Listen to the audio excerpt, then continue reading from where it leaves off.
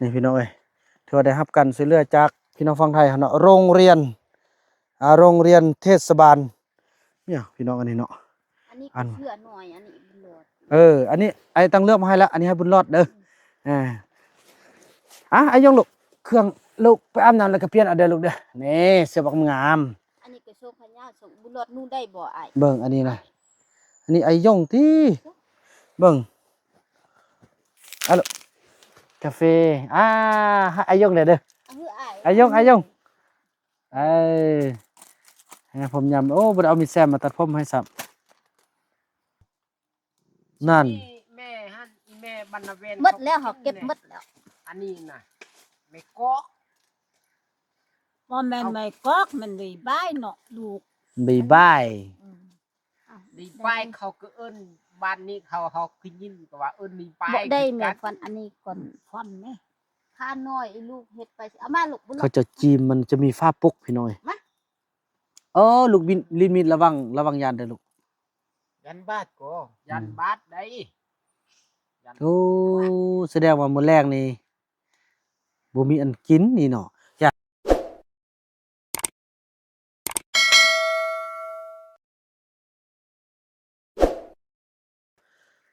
สบายดีท่านผู้ชมเนาะแต่ว่าคลิปนี้ก็เป็นคลิปที่บ่าวนำมาแจกเครื่องให้พี่น้องเผาต้องเหลืองเฮาอยู่ในป่าลึกที่แท้จริงเด้อพี่น้องเอ้ยเนาะโถพี่น้องนะไก่หน้าเด้อนอกแกหมดแล้วอันนี้เด้ออันนี้โชคบุญรอดอ๋อพอดีแม่นแหละเบิ่งอีโชคอีมุกจงไว้นี่พี่น้องเอ้ยถือว่าได้รับการช่วยเหลือจากพี่น้องฝั่งไทยเนาะโรงเรียนเทศบาลเนี่ยพี่น้องอันนี้เนาะอันนี้ก็เชื่อหน่อยอันนี้บุญรอดอันนี้ไอ้ตั้งเลือกมาให้แล้วอันนี้ให้บุญรอดเด้อไอ้ยงลูกเครื่องลูกไปอาบน้ำแล้วก็เปลี่ยนเอาเด้อลูกเด้อนี่เสื้อบักงามอันนี้ก็โชคพญาส่งบุญรอดนู่นได้บ่อ้ายเบิ่งอันนี้นะอันนี้ไอ้ยงที่เบิ่งน่าจะเป็นไอ้ยงลูกอันนี้มันไอ้บุญรอดส่งอันเดียวส่งเบิ่งส่งตัวนี้เสื้อ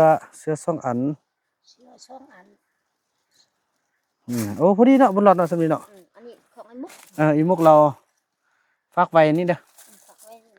คันบ่อีมุกบ่มากก็เอาให้อันไอ้ยงเลยก็ได้เฮายังเลยเอาหือบ่หือแม่ก็ได้นุ่งก็ได้บ่ได้ตีได้ซำนี้ได้เน้อ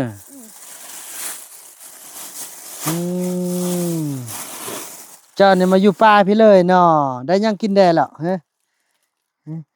ลูกยงบ่ได้ไปใส่อันกระยอดเด้อเนี่ยบอกเอาลูกกาแฟไอ้ยงเด้อไอ้ยงผมยำโอ้บ่ได้เอามีดแซมมาตัดผมให้ซับ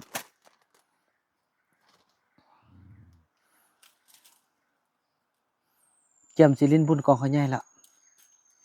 ป้าเนาะเบิ่งไอ้คุณถ้าสมมุติไอ้เมื่อคนเดียวอาจสิชื่อบ่ทางเนาะมันหลายทางพุ่นเนาะผู้ใดสิเมื่อทางเอี้ยวพอมื้ออื่นสิเมื่อแต่เช้ามื้อนี้นอนพักผ่อนนี่ก่อนมื้อนี้พาเมื่อยคักเนี่ยมาซ่องมือล่ะที่แค่บ่เมื่อยแล้วที่เคยมาเนาะคือเมื่อยแท้เมื่อยคือกันสมพ่อนั่นออกมาหาอายแท้ว่าอีหลีทองกันยายละมันสิเกิดลูกละพอดีไปลินบุญกองขยายมากก็เกิดลูกละนะบ่จื้อกันอีกข่าวอันนี้แท้จื้ออยู่เนาะว้า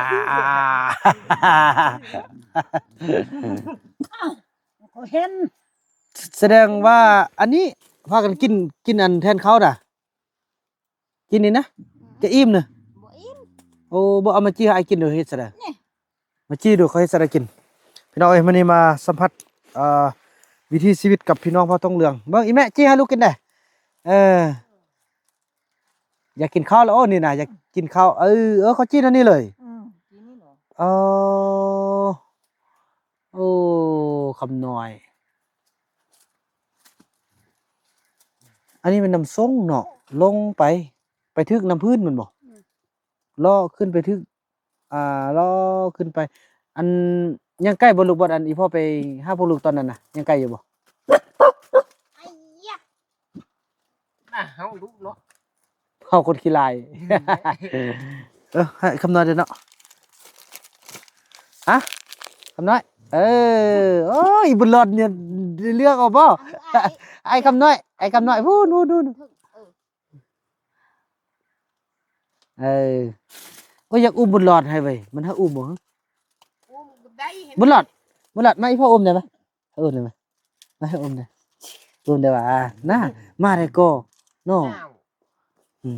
ได้แล้วลูกโอ้ยสำนึกก็ได้แล้วแหละดีใจแล้วแหละเกี่ยมกินมักอันนี้พี่น้องกินเป็นมักอันยังก็ชื่อมักเลยไว ออกหนักเลยบาย มักเลยใบ อืม โอ้กินกันเดี๋ยวนี้เลยพี่น้องกะสิตุ้ยเนี่ยกะสิมีแห้งน่ะ บ่มีแห้ง คันเป็นนักมวยนี่บ่แพ้เข้าแล้วเดิเนาะบ่มีแห้ง บ่มีแห้ง เอ้ยอันนี้นอนอันนี้โอ้ยมักลีบายจังหน่อยไปอาบน้ำแล้วก็นุ่งเครื่องไหมหันมันจะอุ่นลูกมักลีบายเตรียมท่ากินลองชิมเบิ่งมันสิเป็นไปได้พี่น้องเอ้ยแต่ว่าเคยกินแล้วมันจะมันหอมถือว่าบ่มีข้าวกินจักเม็ดเลยนี่น่ะ บอกกินข้าวจักมัดแล้ว ข้าวอันมาสุดนั้นหมดละ หมดแล้วนะ หมดแล้วบ่ออกไปเอาเนาะก็ได้ โอ้มันไกลเอา บ่เนี่ยวันนี้พากันไปนอนเฮ็ดห้อยเมียงกันโอ้หมอเด้ แล้วมาฮอดทำนำอีแม่บ่ไป เป็นหยัง บ่ไปมันเจ็บกิน คอยไปมื้อละเล็กมื้อละน้อยห้อยเมียงก็เลยห้อยบักใหญ่เนาะมันก็มี มันก็มี ป้าก็มีคือกัน25 นี่ก็มีปลาบักหลาย เออ เนี่ย บ่มีเฮาเฮ็ดขึ้นลงนี่บ่เห็นบ่ บ่มีเนี่ย ปลามัม เอาละคือการมีบ่ บ่มี กระกาก็บ่มีมีที่แปะไว้เนาะมี เอาอยากกินละคือการพี่น้องปลาหม่อมอ้าวอันนี้มาแต่เช้าอีกนี่ โโอ้ กันมาแต่เช้านี่ พวกไปเอาบ้านปลาละกองหั่ อื น ม ประกัน โอ้ยดีใจได้มีโอกาสได้โอ้ลมกับเขาเจ้านะพี่น้องเนาะเนี่ยกะยาเด้อสำนี้แน่น้องหรือว่าเมื่อมื้ออื่นก็ได้ติ มื้ออื่นเนาะก็ เนาะเมื่อนำกันเนาะ เมื่อลำกัน เมื่อนำกัน อยู่ท่า โทร น้ำพอ โทรศัพท์แบตหมดแล้ว อ๋อนี่บัดนั้นพ่อมาแล้วก็นำไปนำหลัง เนาะ อืม น้องนี่ไปก่อน กำเนิดก็เมื่อเนาะ เออ เมื่อนำกันเนาะ น้อยกว่าเมื่อ เมื่อนำกัน เมื่อพ่อมันจะได้ไปแสดงงานบุญกองข้าวใหญ่พี่น้องประจำปีพอทางคันเทิงก็ได้แนะนำบ่าวหมู่นำ น้องเบิ่งใส่ฮัดก็บ่ออกอู้ ท่านบอกครับ บ่ออกโทรศัพท์บ่ออกไปอยู่พุ่นนี่ยังออก บอกเขียนหอยเมียงออกกอเบื้องนั้นน่ะ อันนี้ ออก ออกเบิด บอกบ่มีสัญญาณ นี่ บ่มีสัญญาณอ้าวบ่แม่นไม้แล้วเด้อบ่ไม้เด้อ บ่แม่ เขาเจ้าฮู้วิธีเด้อพี่น้องเอ้ย บ่แม่ บ่ไม้นี่ ที่แม่ทางนี้ มันเขาเคาะออกมันหักออกเองบ่โอ้เอาพางัดออกพี่น้อง งัด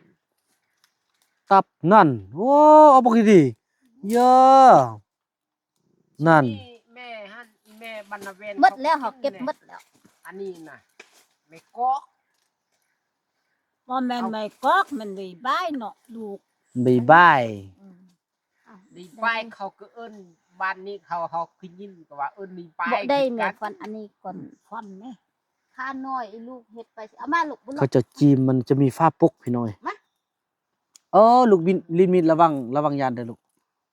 ยันบาดก็ยันบาดได้ยัน โอ้แสดงว่ามื้อแรกนี่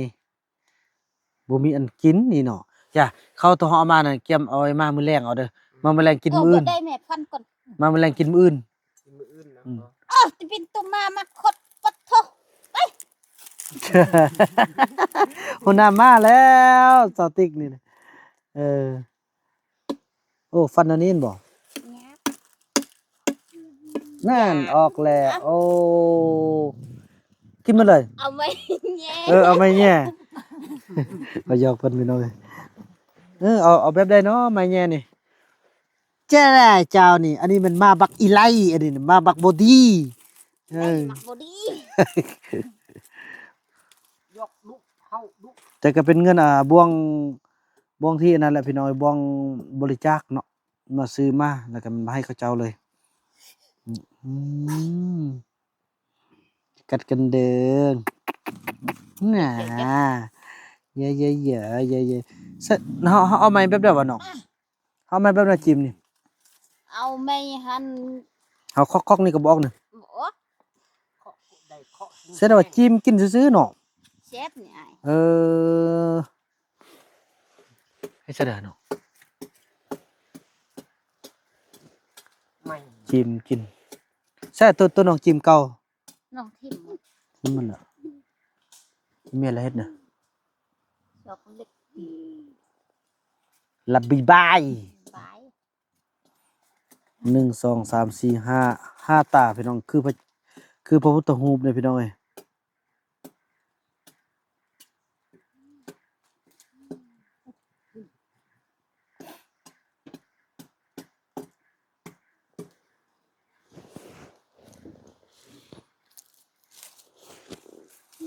ตื้อๆดื้อๆบ่มีไม้บ่มีไอ้คูนมีไม้แย่บ่ไอ้คูน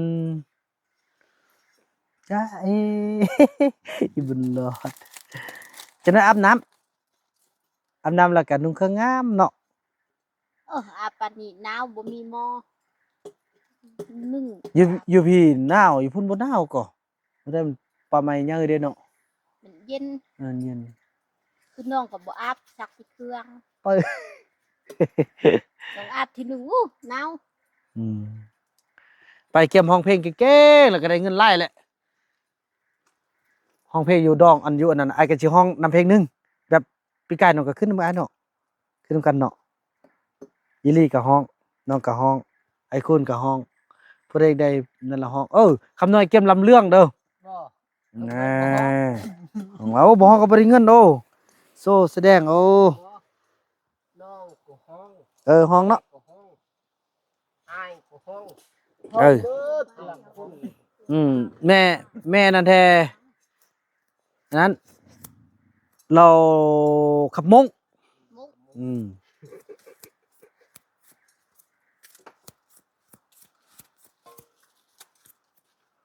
เฮ็ดเส้นนี้ก็จิ้มได้บ่โอ้อีแม่เพิ่นเฮ็ดนั้นอ๋อโธ่บัดมาแล้วมาหมดเลย อันนี้มันเล็กเลย มันเล็กเนี่ย สุดยอดจิ้มเลยเนาะ ไอ้ เย็นบ่ กินติดข้าว ละบีบาย บายกินหมดเชฟ โอ้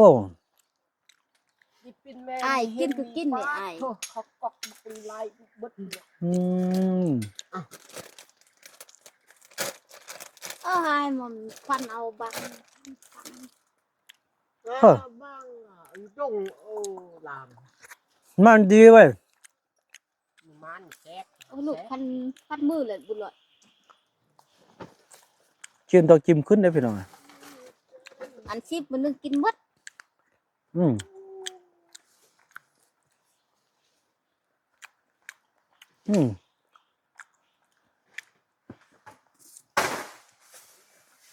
โอ้กินอันนี้ก็อยู่ได้เนาะ บ่ตายนี่อ้าย โอ้ เปลืองอ้ายบักเปลืองหันไปกินเนี่ย น่ะกินแล้วอิ่มเข้าเลยเห็นบ่เนี่ยนี่ บ่อิ่มเอาเข้าไปนี่เชฟได้ พี่น้องเอ้ยมันเด้พี่น้องออกรสมันแซ่บ อันนี้ ๆโอ้ลูกอย่าลิ้นมีขี้ยานขี้ยาน เฮ้ย ขี้ยาน เล่นได้ยานยาน ยันปักมีมือบาดมี อืมเป็นหยังอีข้าวเนาะนี่เนาะอีข้าวเนาะซื่อ ตักน้ำ แม่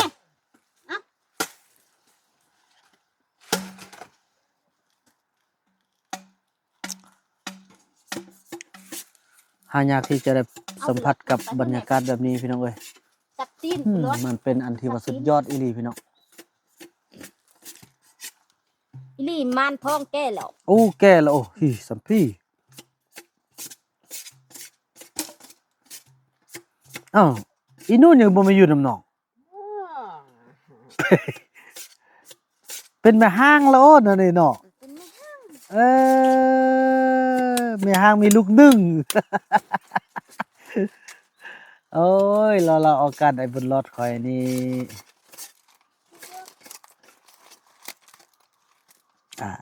เอ้า อ้าวบ่ น่ารัก มี น่ารักน่ารัก ไอ้เอ้า โดย เนี่ย ขอบใจ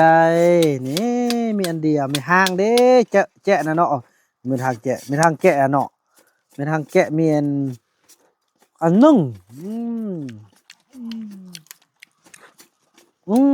ครับนะขอบใจเฮาอันนี้มันเฮ้ยจะนี่ได้บ่เนาะเนาะลูกกินบ่พอปอนเด้อสมมุติว่าอย่าลองคิดที่ปอนมันสิกินบ่เนาะ กิน บ่ย้านนี่เนาะ ย่าน บ่ย้านไอ้อีบุญรอดคอยอ่ะโอ้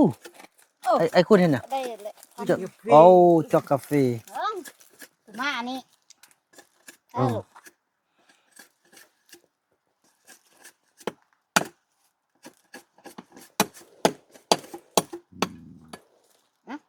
ขอบใจไอ้บุญรอดลูกกินน้ำพอจิ้มให้เด้อ โอ้ย อ่ะลูกนี่ยี่แล้วเนาะนั่นเนาะอ้าวยงลูกยงลูกกิน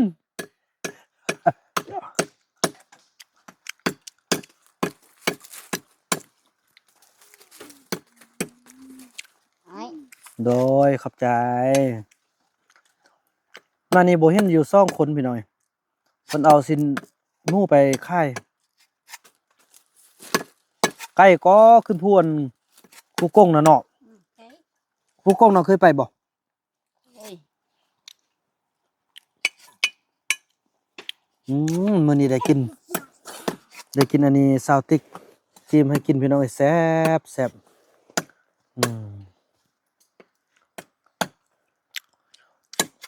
ใส่ชีวิตกับพวกเขาพี่น้องเอ้ยโอ้ย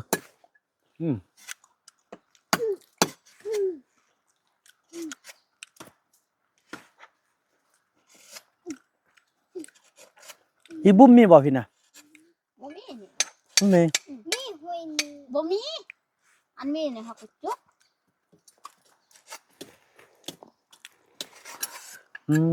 แซ่บพี่น้องเอ้ยมันดี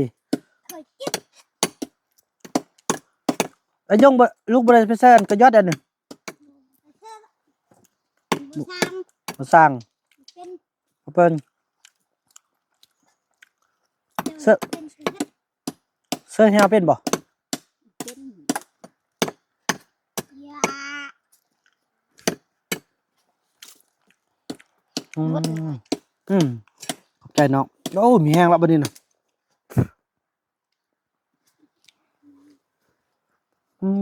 พี่น้องเอ้ยมันอีหลี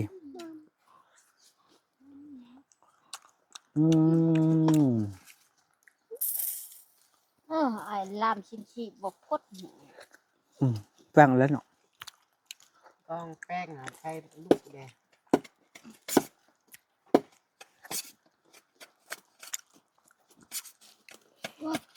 แตก ที่กันน้องเมื่อนี่น้องจีชื่อทางบ่ ชื่อ ไอ้คือสิบ่ชื่อเด้มาเทื่อเดียว ไอ้ายมันบ่เคยมานะ อืม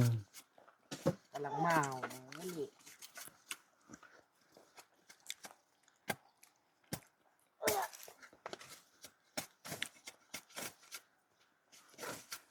ลูกขึ้นลูกอันนี้ตัวนึงเนี่ย ต่อย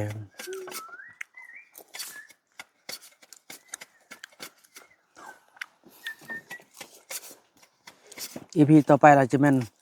พาทุกคนไปเบิ่งเขาเจ้าก้นมันพี่น้องเอ้ยเนาะก้นมันกินอีพีนี้สัมผัสกินอาหารแบบธรรมชาตินำเขาเจ้า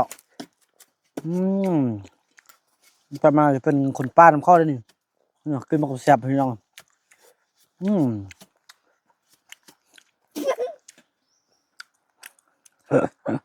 ใส่ฟันมือ อ้ยอันนี้ไว้จิ้มโดยเฉพาะบ่คักก็ไปซะบัง ก็ให้แม่พุ่นไป เนาะโธ่นี่พี่น้องอันนี้จะเป็นตัวที่เขาจะเอาเฮ็ดแกะนี่โดยเฉพาะเด้อพี่น้องเอ้ยเนี่ยแกะกินโดยเฉพาะเลยเนาะนู้ไอ้คุณเฮ็ดจอกกาแฟโธ่สัมผัสกับบรรยากาศที่อบอุ่นเหลือเกินพี่น้องเอ้ยแม่ขอบใจเด้อนี่มันก็เมียนะฮะอุ้ยตกซ้ำ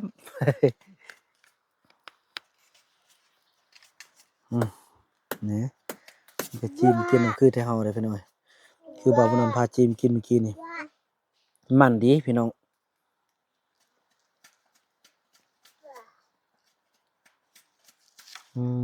สุดยอดเลยจิ้มกินเนาะตุมาพุดเฮ็ดหยังกี้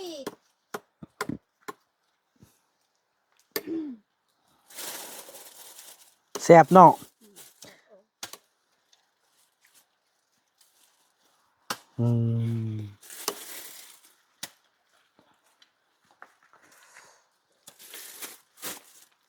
ต้มกับแม่ต้มมีบ่แม่ เห็นยังเนาะซุปยาพี่น้องถือว่าคลิปนี้บ่าวบุญนำจะขออนุญาตจบคลิปกันเพียงส่ำนี้เนาะแล้วก็ว่ากันใหม่ในคลิปต่อไปเพราะว่าจะได้พาทุกคนไปเบิ่งวิธีเขาเจ้าก้นมันแต่งอยู่กินใช้ชีวิตอยู่ในป่าพี่น้องว่าเป็นแบบใดเนาะแล้วว่ากันในคลิปต่อไปคลิปนี้บ่าวบุญนำขออนุญาตกล่าวคำว่าสบายดี